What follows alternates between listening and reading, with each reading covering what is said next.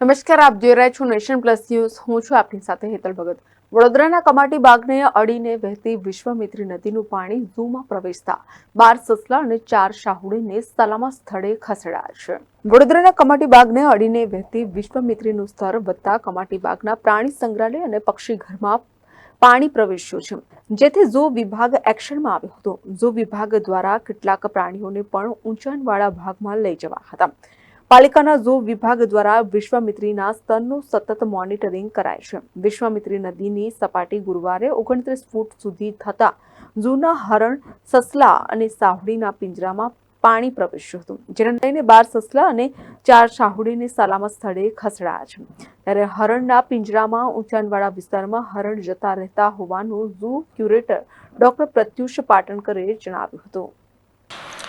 નમસ્કાર, હું જણાવવા માગીશ કે વિશ્વામિત્રીની જળ સપાટી વધતા ઝૂના જે હરણખાના વિસ્તારનું છેલ્લું પિંજરું છે, હાલ તેની અંદર નદીના પાણી ઓલરેડી પ્રવેશ્યા છે. પરંતુ આ જ પિંજરાની અંદર એક બહુ ઊંચો ટેકડો છે, જેના ઉપર શેડ છે વર્ષોથી. એ ટેકડો આવેલો છે અને હરણ જે છે એ ટેકડા ઉપર ચડી ને પાણીથી પોતાને સુરક્ષિત રાખે છે.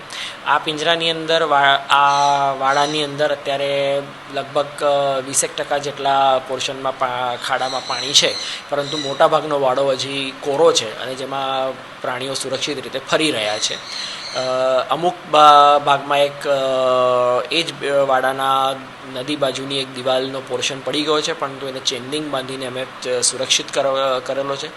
અમે સયાજીબાગના વિસ્તારને સુરક્ષિત કરવા માટે ઘણા ખરા જગ્યા પર આ ધોવાણ અટકાવવા માટે પાકાપાઈની કામગીરી કરવાની જરૂરિયાત છે, જે અંગે માનનીય મ્યુનિસિપલ કમિશનર સાહેબશ્રીને એનું રિપોર્ટિંગ સમયસર અમે કરી દીધેલું છે અને તે અંગેની સુરક્ષા રીતેના તમામ પગલાં હાલ અમારા તરફથી લેવામાં આવેલા છે. આ જ વિસ્તારમાં જે એક બીજો નીચાણવાળો પિંજરો છે, એમાં પણ પાણી છે, પરંતુ એમાં અત્યારે હાલ કોઈ જાનવર રાખવામાં આવેલા નથી, જેથી કરીને અત્યારે એ ચિંતાનો વિષય નથી. નાના પ્રાણીઓ જેમ કે સસલા, શાહુડીનું શિફ્ટિંગ અમારા દ્વારા કરવામાં આવેલું છે અને જરૂર જણાય તો બીજી વધારે જે શાહુડીઓ છે એને કદાચ શિફ્ટ કરવાની જરૂર જણાશે તો એને શિફ્ટિંગ કરવામાં આવશે.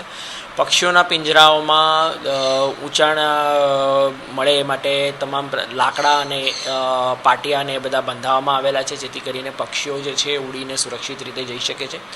મોટા જાનવરોના તમામ પિંજરાઓની અંદર એ ઊંચાઈવાળો વિસ્તાર લઈ શકે તેવી સંપૂર્ણ વ્યવસ્થા ગોઠવવામાં આવેલી છે.